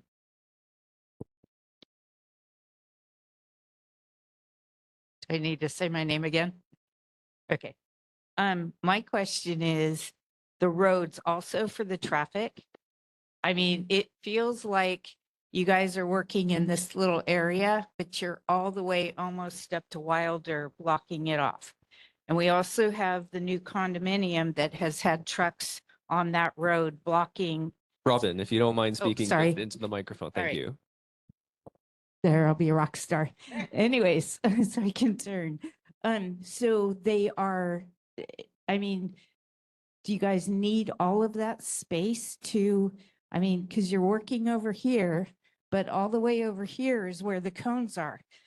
We will get over and do that, but just give us room because it takes 20 minutes to get through that, 10 minutes to get through to that street, to the light from Wilder to, and is there anything you guys can do? And then also the police officers, are they just there to stand there or can they direct traffic? I don't know. I'm just asking. Sorry, what? Yeah. Which? Oh, okay. Hello? Pensacola. Okay, but you come down Wilder, you come off of Wilder. Okay, and they block it off. And also the new Banyan, I forgot the name of it. The banyan, Makiki banyan, which they took down our banyan tree. Uh, anyway, so I'm just wondering, they're blocking because of the new building. You guys are blocking but you're blocking way up. It takes, and it seems like you're working right at the edge where you get on Lunalino Road. So, I mean, why do you have to block off so much room? Yeah. Good question. Thank you, Robin. Fortunately, I do not have an answer right now, but I'll be sure to take that question back as well. Yep. Adam. I'll be really fast. Real quick. When you bring those questions to whoever, is it possible that we request that you just, instead of bringing back the answers, you bring back the person you're asking the questions to, so that maybe the community can ask them ourselves? Can we request that? Yeah. Yeah. I think that would be more appropriate. Yeah, I can ask for one of our higher ups if they can be here. Thank you very much. Yeah. Yeah, I think she'd love to come. Okay. All right, we'll take just Richard. It'll be and then- fast. Yeah. Can you have the contractors? This is in regards to the plates. I see them. They're welding them. Okay, but they're not pegging them into the road. So every time somebody drives over them, it bounces up and down. I used to be I was a construction worker. I worked down on Dillingham, and every night we'd have to peg it down. We'd have to weld up the seams on the plate so it doesn't move. It doesn't have any sound. So you can have them do that. I don't see them doing that right now. I drive past that all the time, and they're not keeping track of their plates. Okay. Oh yeah, bring that question back and see if they can put those plates down. Okay. Thank you very much, Richard. And with that, we'll go ahead and conclude the BWS section, and we'll definitely have, hopefully, we'll have somebody next month to answer all of our questions. Right? Yeah. Yes. Okay. Thank you very much. Thank you, everyone. Have a good night. You too. Okay. Moving on to the elected official reports, starting with Mayor Rick Blangiardi's representative, Megan Johnson. Hi, good evening. Megan Johnson on behalf of Mayor Blangiardi. In the interest of time, a written report with responses to questions posed at the April 2026 meeting was submitted to Chair Char. And I also provided a link to the mayor's April and May newsletter in the chat, and also provided a link to the oneoahu.org website. So just wanted to mention, and this is mentioned in the newsletter as well, but that the city is continuing its response to the Konolo storms and the recovery efforts. And to provide consistent and a reliable source of information, the city has launched a recovery website at oneoahu.org. And again, I dropped that in the chat, where residents can find information on reporting home damage, health and safety tips, available assistance, and ways to support impacted communities. And I also wanted to mention that the previously planned mayor's town hall meetings have all been indefinitely postponed, as the administration and the departments are focusing all of their efforts on addressing the damage from these storms, and also focus on mitigating impacts of oncoming storms. And if anyone has any questions, I can take those. We'll start with Grant. Hey, good evening, ma'am. Quick question. How do you intend on answering the people's questions if you cut off our way to speak to you? Canceling the town hall meetings, canceling those kinds of events are where we get to come and speak to you directly. And when you don't show up to the last meeting and then you send a pre-written response, there's not much we can do to speak to the mayor about issues that are going on in the city. In response, I apologize, I was not able to attend the last meeting. I had given an update, I had planned travel. In terms of giving the written response, this has been at the request of Chair Char. I used to provide updates, oral updates, but in the interest of time, he has requested, and I have obliged with providing written comments to try to keep this to a minimum. And I feel that we're trying our best to address any and all concerns that are raised, and they're forwarded to the appropriate departments who they're the subject matter experts, and try to get those concerns raised. I know that in terms of DTS and DFM, I know that there was questions, and so they have been invited to attend the next meeting. And in terms of the town hall meetings, again, they're not canceled, they're just postponed at this time because there's a lot of efforts that are happening that are surrounding the recovery efforts. Do you have an idea when those meetings will recommence? You would have to pose that to the mayor's office. I don't have the answers to that question. I'd appreciate it if you could. Thank you. Sure. Thank you, Grant, for following up from last meeting. Janelle. Megan, thank you so much for your report this month. I did have some concerns regarding, of course, the departments that are under the mayor. Of course, you've mentioned one, which is DTS. And the only reason why I'm asking for the mayor's support on this is because DTS is lacking the communications to the communities in regards to updates to construction projects and or putting in lanes rather than talking to community members like Papukulea that have concerns with signage that says no parking. However, now people still park in those areas, and I'm not trying to say that it's not feasible. What I'm trying to say is that DTS needs to start taking a lot more responsibility with this board along with the neighboring communities, because that Papakolea stretch of road could have been mitigated a lot better. coming up with better solutions from community members like Papu Kalea as well as this neighborhood board, but also because projects like BWS have eroded our infrastructure from Papu Kalea all the way down to Lililo and Pensacola, as well as going back up. So it's those issues that DTS is not coming to this board. And I'm hoping that the mayor will support our efforts in asking DTS that they need to start communicating better. Thank you. Thank you for the comments.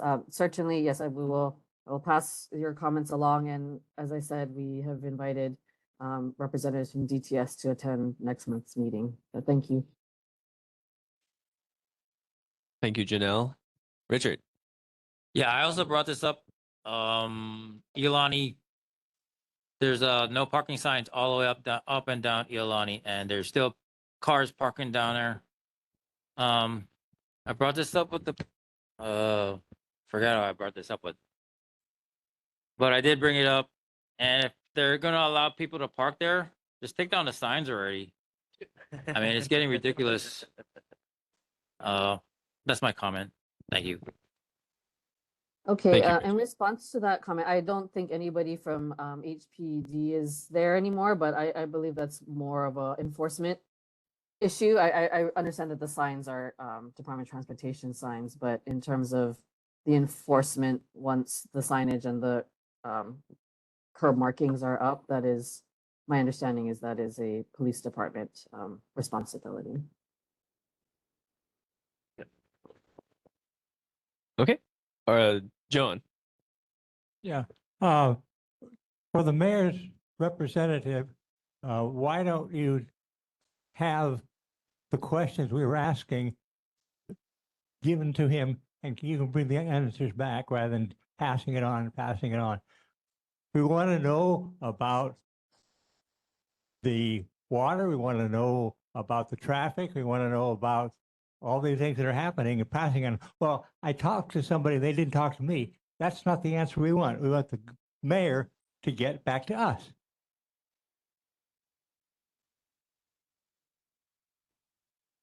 Thank you, John. Yes. And then if you could give us your name again, please.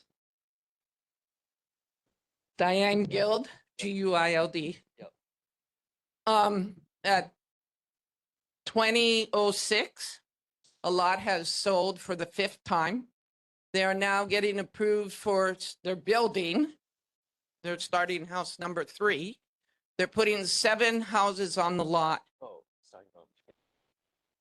It sold 4 times prior because they couldn't get approval for 5 houses.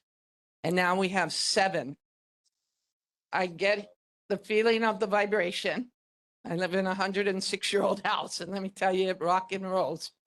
I was just curious how that was approved because we were told that it could not tie into the sewer line. We have a very old sewer line and it couldn't handle any more houses.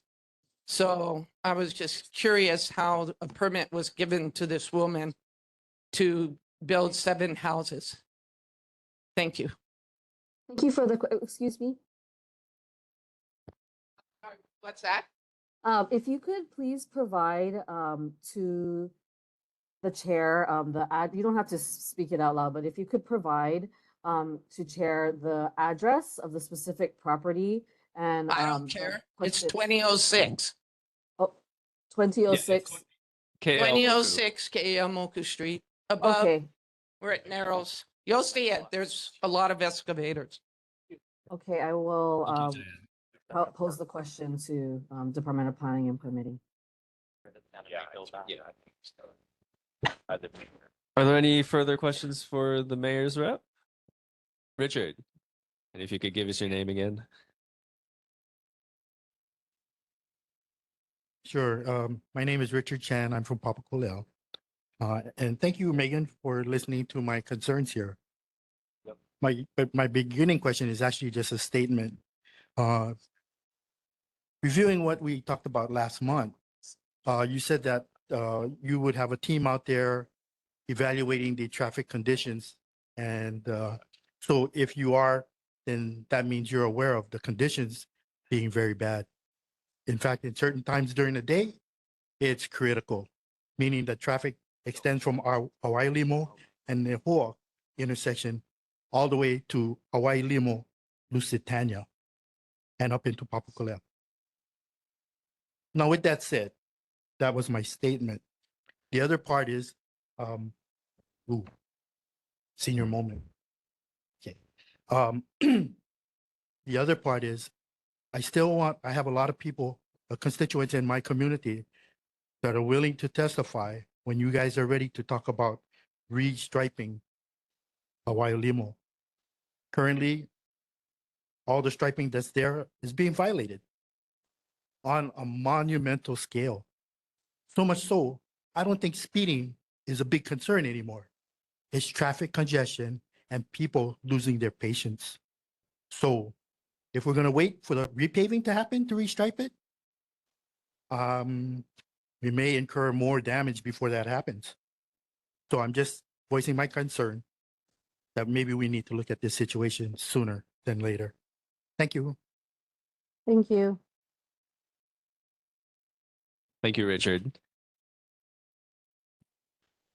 Okay, are there any further questions for the mayor's rep?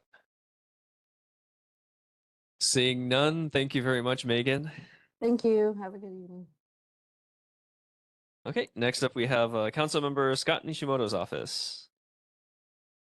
Hi, Chair. Hello, everyone. I'm Kylie Tokujo. I'm just filling in for Taylor. She couldn't make it tonight. But I just have a quick update for you folks on the Makiki Community Gardens fence. Council member had a discussion with the mayor shortly after the KH1 story came out. They had several discussions. They were just going back and forth last week about the project. Council member made it very clear that this project is a priority for the community, and the mayor's on the same page. He understands that. So just yesterday, council member was informed that DPR will be putting up the fence this fiscal year. So they anticipate to start in mid to late June.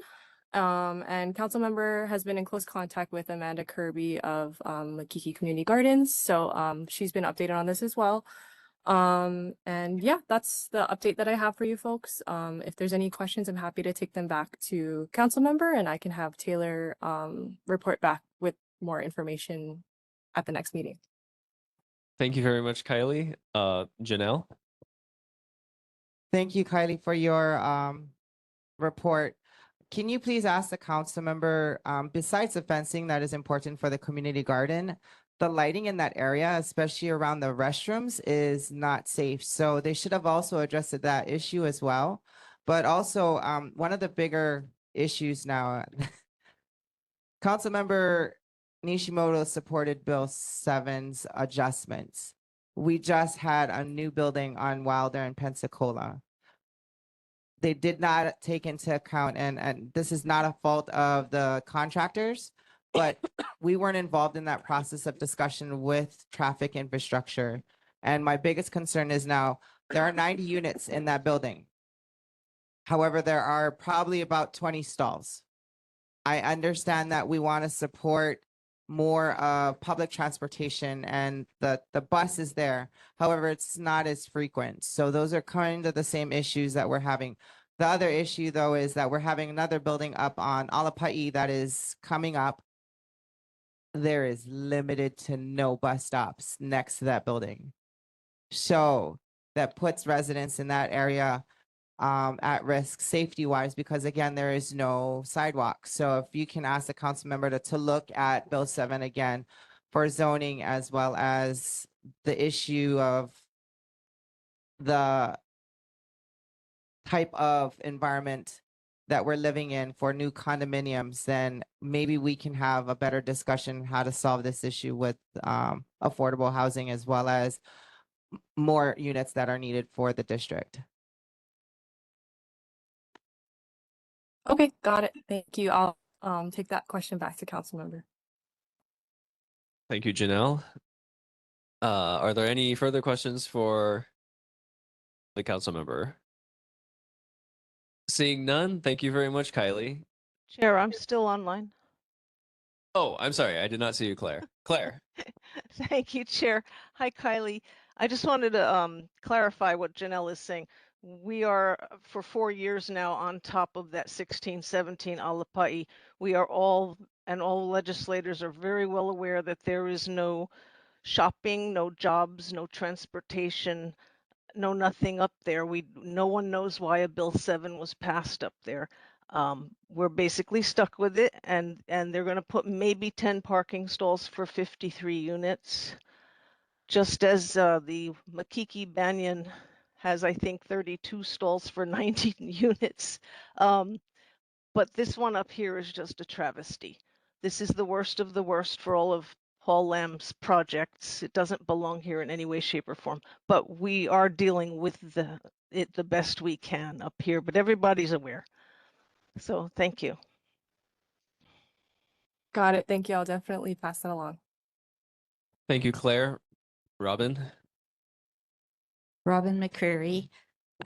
One of the things, since we're getting all these extra affordable condos, is there a way we can find a spot for a parking lot for a low affordable parking that we can do something with that? Because our streets are completely full. We just, they need to put more parking in the buildings they're building. So add 2 more floors of parking. I mean, it's not fair to us that we're trying to get street parking. Thank you. Thank you for the suggestion. I'll definitely pass that along as well. Thank you, Robin. I suppose since everyone's talking about parking, I will note that Scott Nishimoto was the one who introduced the amendment to Bill 7 to try and add parking as a requirement to Bill 7 projects. So he has been very much on board with all of our complaints and has actually been the one to introduce amendments to resolve them. But that amending bill was shut down by the rest of the council. So are there any further questions for the council member? Thank you very much, Kylie. Thank you. Have a good night. Moving on to council member Tyler DeSantos Tam's office. Oh, Robin Hinsky. Okay. Okay, seeing none, moving on to Governor Josh Green's representative, Russell Pang.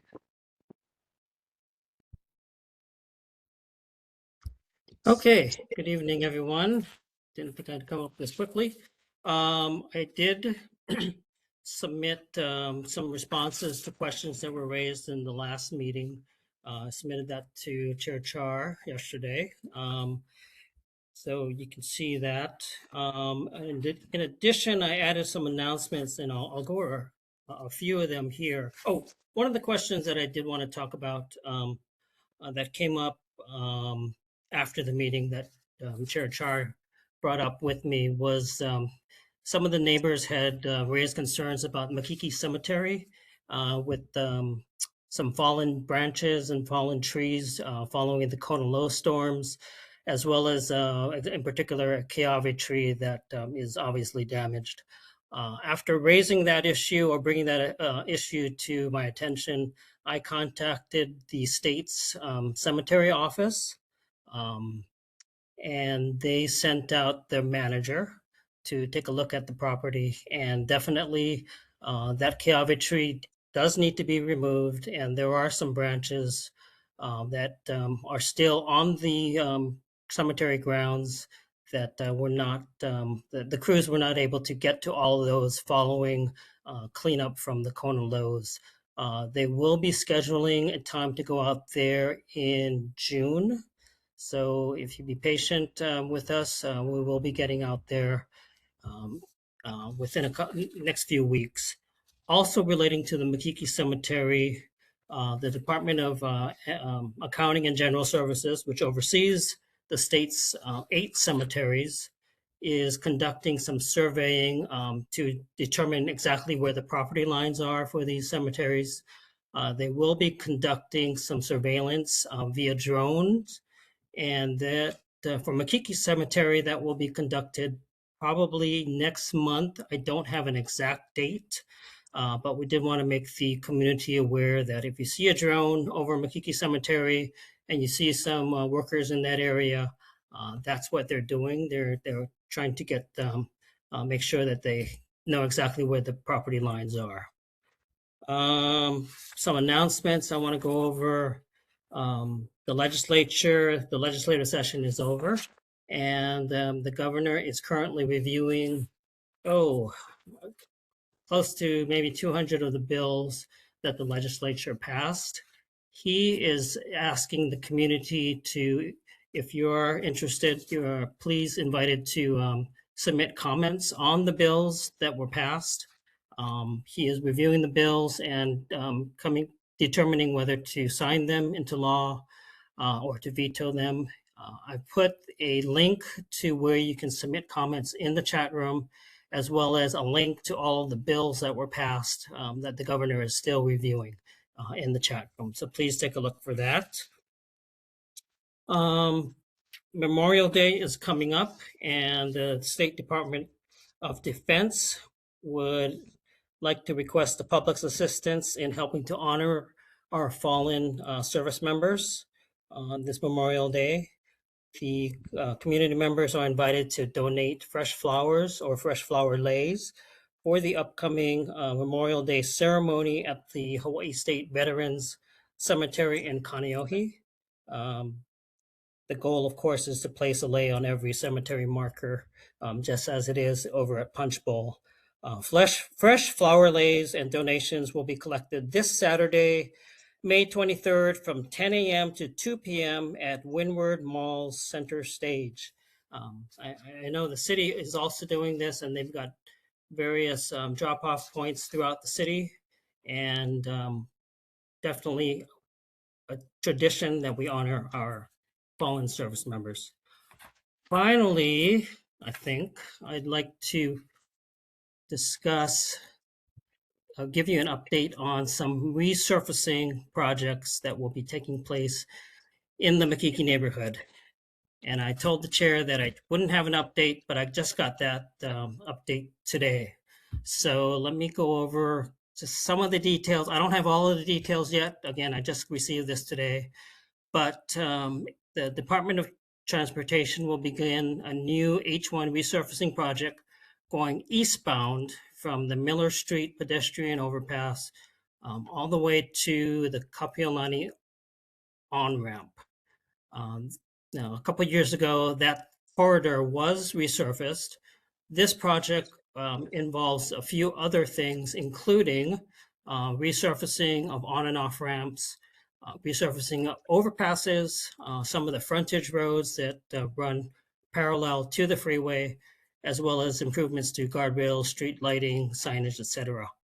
So in this project, the resurfacing will include resurfacing of the Ward overpass, the Keomoka Street overpass, the Punahou Street overpass, the McCully Street overpass, as well as the long-awaited Lunalilo Street corridor from Keomoku to the H1 on-ramp. Let's see, the Bingham Street from Punahou to Eisenberg. And there was one more. No, I think that was it. Work will begin in the first week of June, starting in the vicinity of the Kinau Street off-ramp. It will proceed eastward, and it will take approximately a year and a quarter or a year and a half. So it takes some time. So again, we appreciate your patience as we work to get to all of these necessary resurfacing projects. As I get more information as far as the exact schedule and when lane closures will take place, I will definitely provide them to the board. The work will be scheduled mostly in the evenings, mostly from 8:30 to 4:30 in the evening to minimize impact to the community. So that is what I have, and I'm happy to take questions. Okay, thank you very much. It's great to hear that we're finally getting our long-awaited resurfacing coming. Janelle. Thank you, Mr. Ping, for your report from the governor's office. Could you follow up with the new construction updates in the areas for the on and off ramps so that we can actually provide residents in the area as well as people that are taking these on and off ramps with signage, because maybe we can alleviate some of that traffic by suggesting other routes.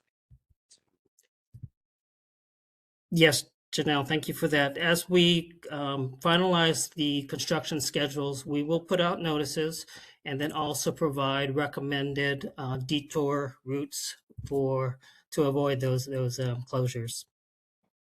Thank you. Thank you. Thank you, Janelle. I know, excuse me, I know we don't have GTS here right now, but I just wanted to say thanks to everybody for doing the bike lane on King Street. They put up those linear, those little, Yeah, that's city. He's yeah, I know. good. Yeah. I'm just saying, I wanted to put that in there. I know it's not state, city, but I Thank need you, to put that in Nancy. there. We're talking about the roads. Yep. Okay. Robin. Thank you. Russell Peng, my question is, did that also include Lunalino and Pi'ikoi on-ramp to the freeway? I believe so. Let me look at my notes here. I know it's on the Lunalilo corridor from the Kiyomoku Street to Okay. to the H1 on ramp. Yes. Thank So you the very area much. fronting. Yes.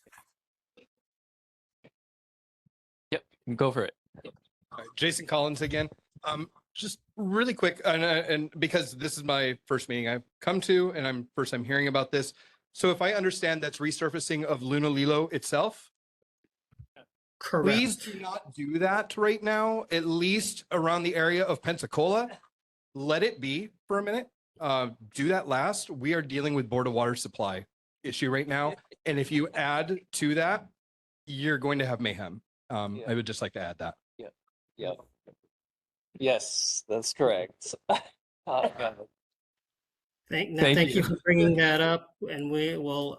I'll take that back to the project team to make sure that they coordinate that with Board of Water Supply. Normally, that's what they do, is they coordinate with the different utilities to make sure that we're not putting all the projects and impacting the same neighborhood all at the same time, because we know it's a burden. So, but thank you, Mr. Collins. Thank you. Okay. Richard. Good evening, Mr. Peng. Richard Chan from Papua again. This is on the lighter side of things. I'm a member of the Kapuna Shed, and I heard you talking about wanting to dispose of some native trees there.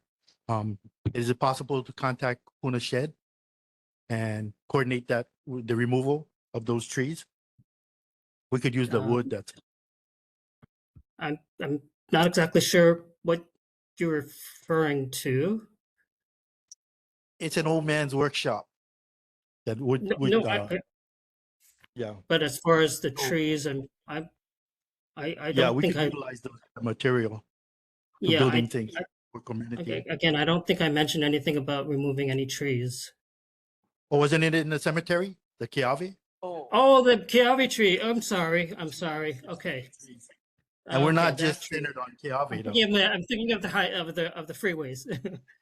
Oh, I'm sorry. Yeah, the Okay, trees Kapuna Shed. in any place that you're trying to get rid of them, especially natives. We'd like to maybe have first crack at them. Okay, Okay, thank you. thank you. Okay. Thank you very much, Richard. I see online Laura Ruby. Yes, I might have just gotten half frozen. Yes, thank you, Mr. Pang. It's in regards to the cemetery survey for the boundary lines done by drones. Do you at this time have a link or have a special website where we can go to find out the specific boundary markers for these, or will this be put up fairly soon? And that would be for all of the government cemeteries, I'm assuming. Thank you. I will check on that. I did forget to mention that the cemetery office is inviting the public to provide any comments regarding the cemetery, any of the cemeteries, including if you are aware of any of the individuals who are interned in any of the cemeteries. They're always looking for some background history. But I will ask the question about whether the boundaries will be posted somewhere, made available to the public.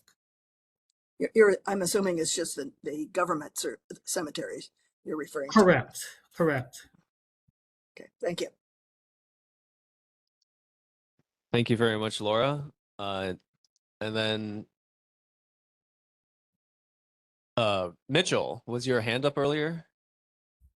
Sam.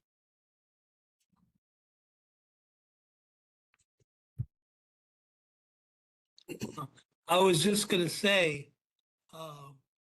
Laura Ruby was here and she wanted to talk about the bridge about across the Alawai and how we should have a ferry instead of putting up the bridge.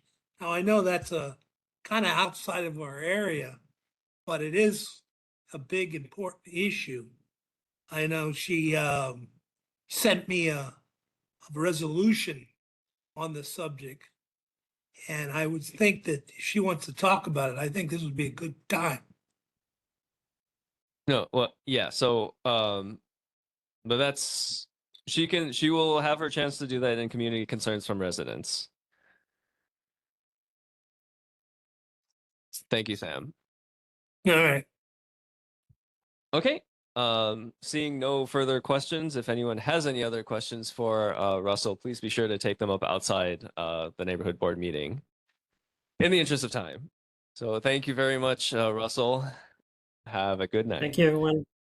Good night. Okay, next up we have Senator Carol Fukunaga's office.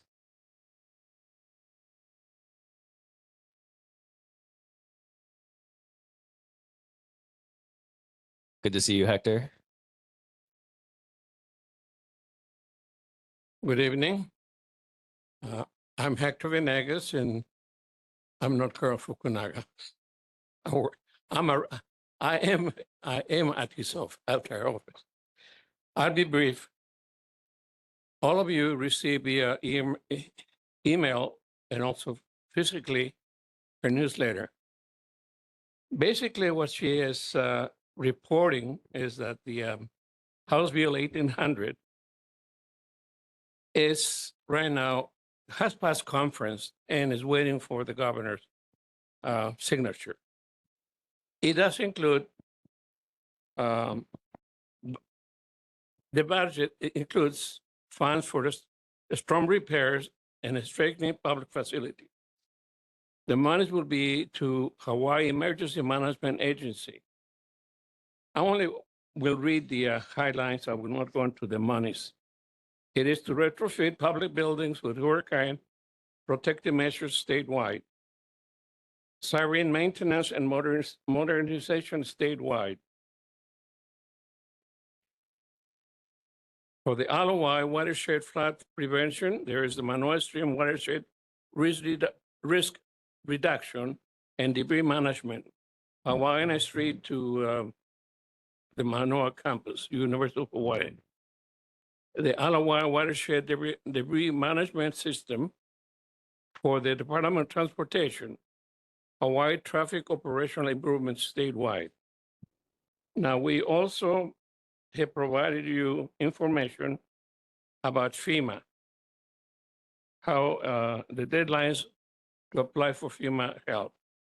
We also do have a information about this is the Small Business Administration disaster recovery loans. All of that is in those flyers that I passed out.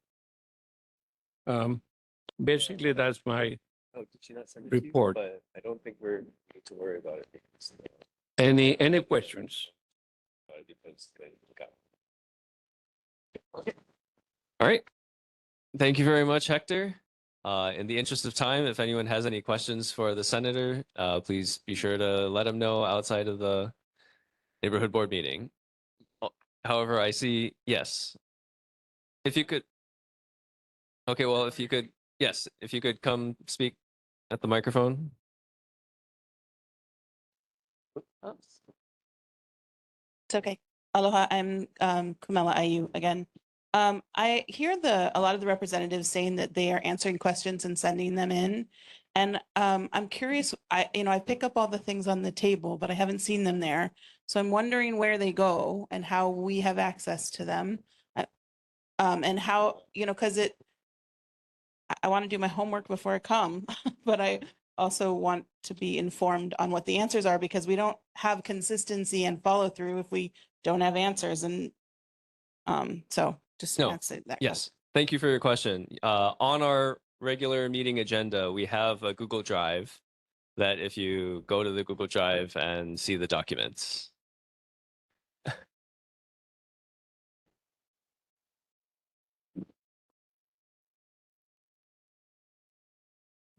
Okay. Yep. Thank you very much, Hector. Have a good night. Next up, we have State Representative Della Bellatti's office. I don't think she's here. Okay, moving on to Representative Kim Koko Iwamoto's office. Hi, everyone. My name is Kate. I'm Representative Iwamoto's office manager. Very, very, very quickly, session's wrapped up. Rep Iwamoto's main wish is that if you live in House District 25, you fill out the survey, her yearly constituent survey. I have put the link in the chat.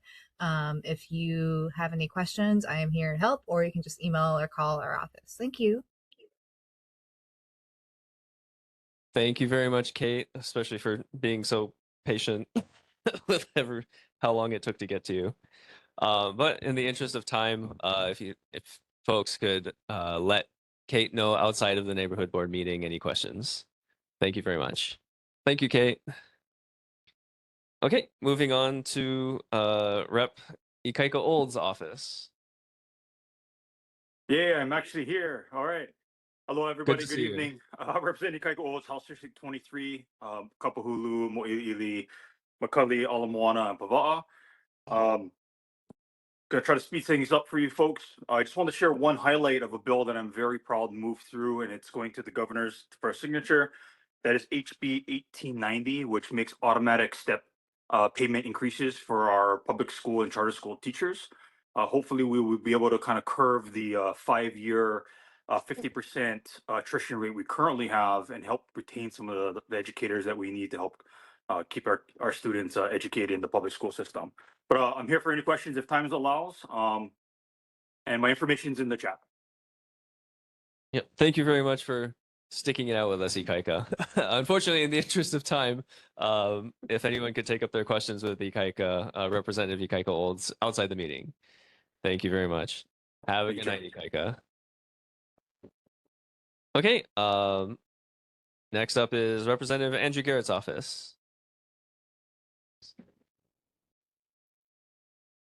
Okay, seeing none, we'll go ahead and move on to community concerns from residents. Ian. Aloha Chair, members, attendees. My name is Ian Ross, Makiki resident, former long-term board member and former neighborhood board chair. Following the neighborhood plan, I can share that early this month, I officially filed to be a Democratic candidate for State House District 26. I'd share more, but the neighborhood plan keeps it to that. But I'm looking forward to your discussion later about the PIG and the possibility for a candidate forum. Thank you very much. Aloha. Thank you, Ian. I believe, Claire, your hand is up. Oh, thank you, Chair. 2 quick things. I know that month after month, the banyan tree at the Pensacola Wilderville 7 development, the destruction of that tree has been a topic. I had occasion today to speak with the engineer for that company, the general contractor. She told me it was done because the roots of that banyan tree were so huge that they were into where the foundation of the building needed to be. And there was no way to divide the tree, so they had it completely removed. She did not know if they took cuttings or anything to grow the tree anywhere. And if anyone wants that information, if you want me to call and find out who the destroyer of the banyan tree was, and if they have any cuttings, I'll be happy to do that. But but that's as much information as she had. It was a matter of the roots encroaching on the foundation area for the building.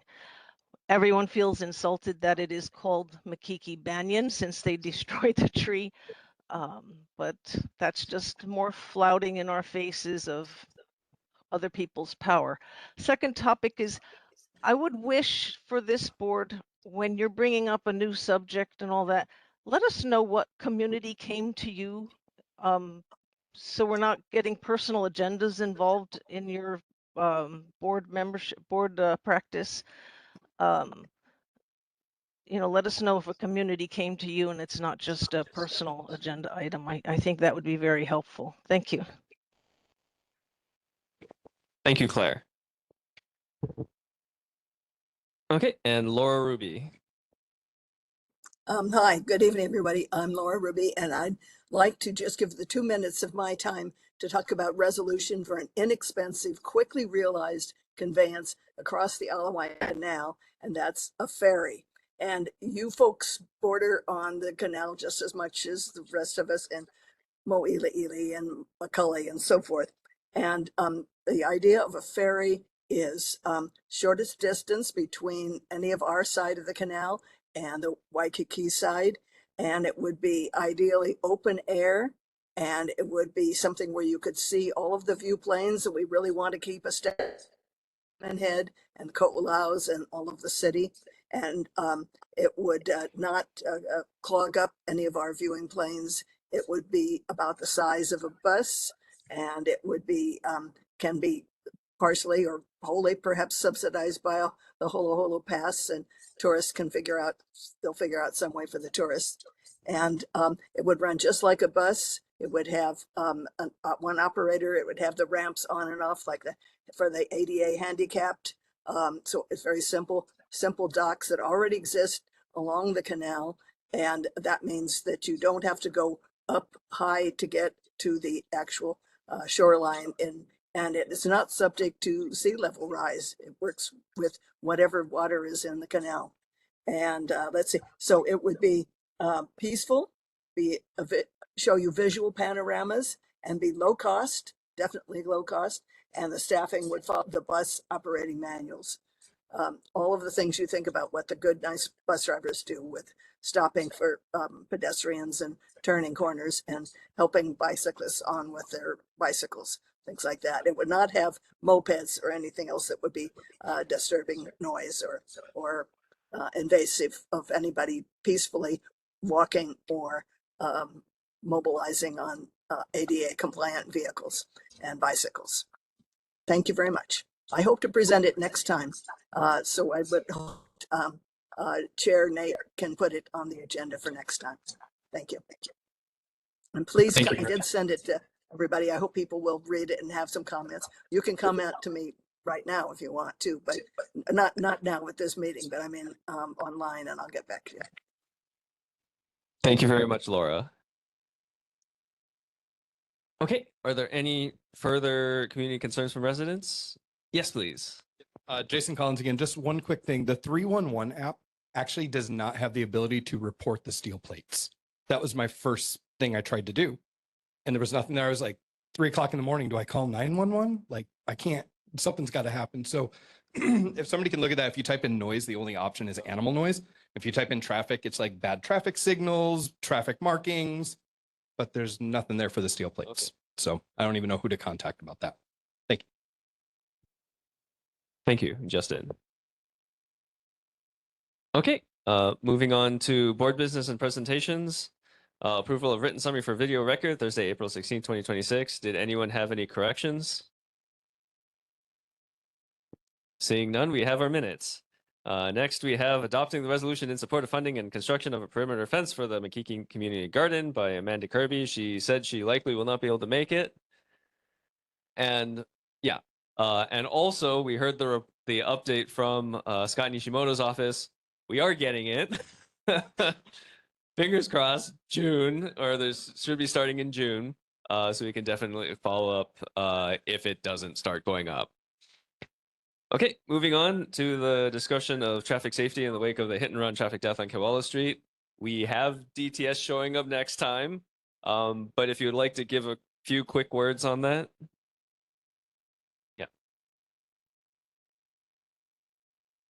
Thank you very much, Chair.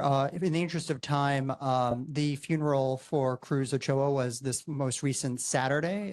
When I attended, I can't describe how far everyone had to go for parking. It was a lot of people. It's very heartfelt. In speaking with the Ochoa family, one of the interests they have immediately is the potential exploration of a speed hump on the street. But they understand that's their top pick and there might be a variety of potential options. They're also very interested because there's many people who are following this in some sort of community petition, which I imagine might align with or perhaps go in concert with some sort of future resolution. Happy to work with any board members on this. I'm going to share with them this was on the agenda. I think they would be very relieved to hear that, and they appreciate the board members for speaking out. Thank you, Ian. Really quick, Janelle. So I want to work with you on a resolution. I do believe that it is important to add some solution, and I believe speed humps in that area and adjacent streets should be put in so that we are slowing down traffic where it is absolutely necessary to slow down traffic. That's all. Thank you. Thank you, very much. Janelle. That makes me, so yes on that. And maybe I think one more thing, Harris has also been in contact with me about any future like little community meetings that might occur in preparation for this. Yep. Yeah. Thank you, Ian. Yeah. And we have DTS showing up next time. So fingers crossed we'll have a much more robust discussion in June. Okay, moving on to the discussion of cleaning canals of Makiki. Winston, you have a presentation for us. And if we can manage to keep it within 3 minutes. All right. And Thank good you. evening, everyone. And if you could speak closer to the mic. Thank you. Good evening, everyone. And I'm Winston Sun. And I just want to show you the events in the Makiki Liho Bridge encampment. And first slides. So everyone know 22 years ago, Manawa flooding, right? What's the cause? Heavy rain, and our stream is not big enough to take in all the waters. So do you know how much cost the state to fix the damage? Anyone knows? More than $80 million. So next slide. This is a picture after the Conelo storms. And so underneath, I think it's flush out. And after the storm, right away, I see the people and bring the more rubbish bag with it and building up the area. So next stream, I think the slide you see, right, is the other side. And also, basically, there's lots of stuff underneath. We don't know the bicycles, there's a water board, and this is stairs going up and down. Next slide. And then they have a dog, bring the dogs and the knife on the picture. At that time, I did call police. I think, what's the knife? Is there? What's the business of knife? We don't know. And the police did go there and I don't know what do they talk about, and I not get a report. And also the next slide and the next, the next picture, you see the fence, the metal fence, bicycle, looks like more stuff piling up under the bridge now. And the next slide, and there's another storm coming, and the state warns them, and then you see the people coming out. And so this is the way they up and down, right, and get to the bottom. And as I reported a crazy tickets in HNL 311 in March 30, and this is the events over the couple of weeks. I just took a picture and what's going on. And then next slide. And you see the more storms and the more debris coming is big wood board. And the more stuff is piling up. In the last picture, you see the underneath is a little bit clear. And the people bring the logs, the bucket of the logs from upstream and put the stuff underneath. So more stuff piling up underneath. So next slide. And I was told that I took a clear ticket, right? I checked the status is closed in April 23rd, and DFM come clean up, but just the clean up the next day, and people start on next few days and piling up the stuff again, and this time with plants and more stuff building, and I just asked Major, what are we going to do? Just enforcement. And it looks like this is just endless cycle. Dismantle the encampment, and the next day someone come back in building more stuff. So my question, what can we do, and how can we end this encampment cycle on the Liu Bridge?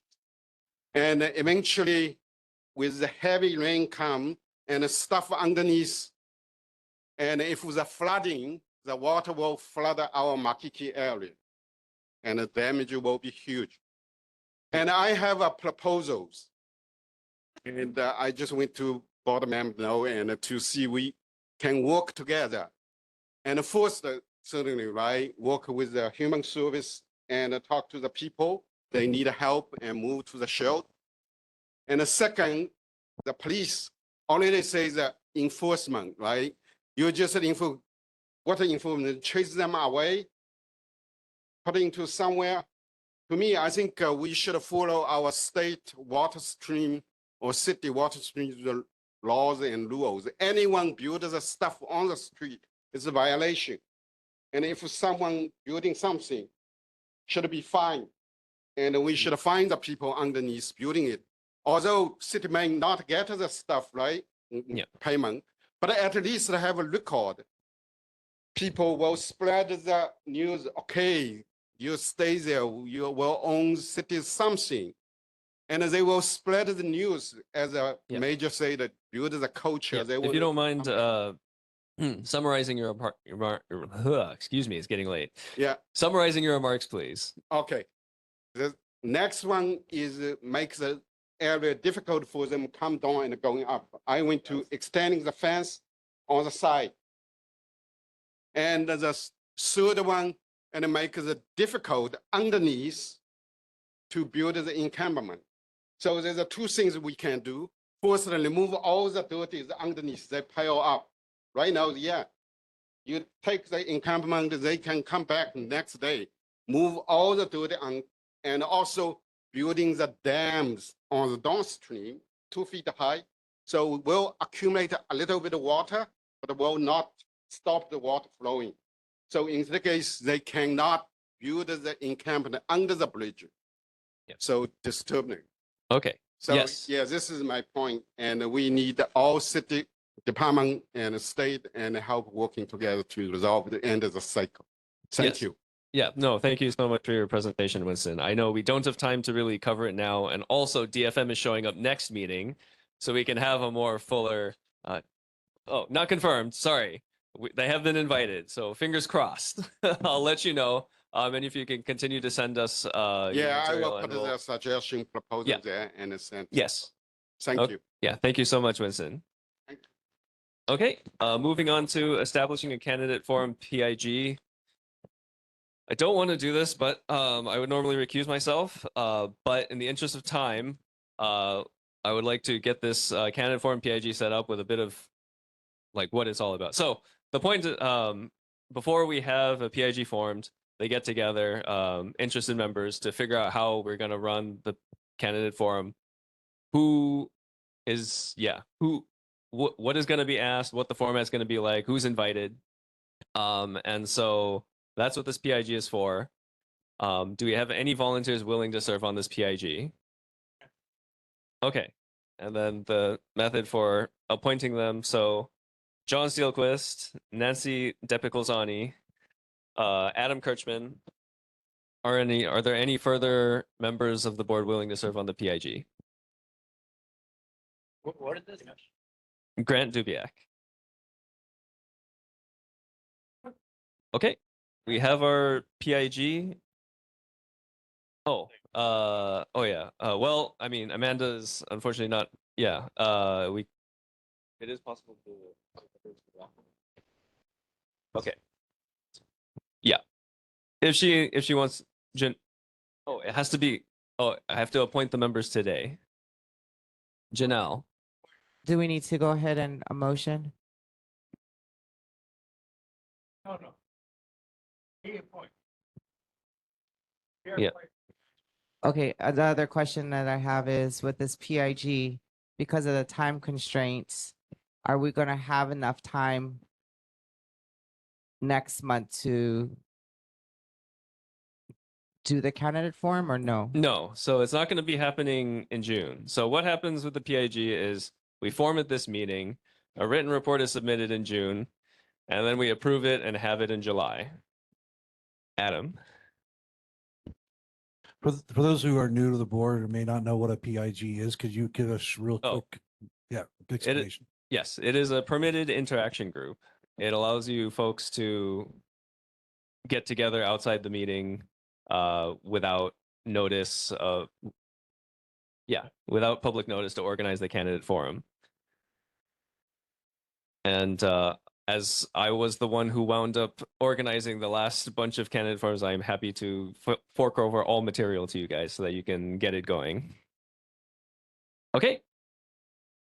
We have our PAG with their 4 members. Okay, moving on to board community reports. Nice Neighborhoods Committee, Harris left. Moving on to Oahu Metropolitan Planning Organization, Adam and myself. The meeting was canceled for May, so nothing to report. Board announcements.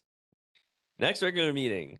The Makiki Lower Punchbowl Tantalus Neighborhood Board number 10 is scheduled to meet on Thursday, June 18th, 2026 at 6 p.m. at Makiki District Park, the old Makiki Community Library, 2nd floor, and online via WebEx. Broadcast, social media, and board info. The meetings can be viewed on Olelo Focus 49 on the first Friday at 9 p.m. and the third Sunday at 3 p.m. Olelo.org/tune-in. Follow us at www.facebook.com/MakikiNB and visit www.8.honolulu.gov/NCO/NB10 for Makiki Neighborhood Board info. And we'll go ahead and adjourn at 8:16. Thank you. Good night.